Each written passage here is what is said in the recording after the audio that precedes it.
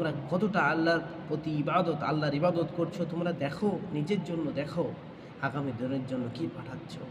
কিন্তু কপাল পোড়া যারা মানুষ, তারা পৃথিবীতে থেকে তাদের সময়টা নষ্ট করে আখেরাতে যখন বিচারের কাঠগড়াতে দাঁড়াবে, তখন তারা এই কথা জবাব দেবে যে ইয়া লাইতানি কদ্দামতু লি হায়াতি, যদি আগামী দিনের জন্য কিছু পাঠাতাম কতই না ভালো হতো।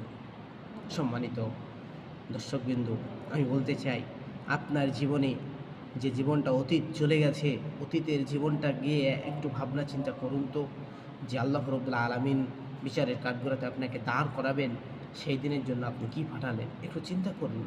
একটু চিন্তা করে দেখুন কি পাঠাচ্ছেন আপনি আপনার জন্য। যে আমলটা আপনি করছেন, সেই আমলটা কি বিচারের কাঠগড়াতে আপনাকে বাঁচাতে পারবে?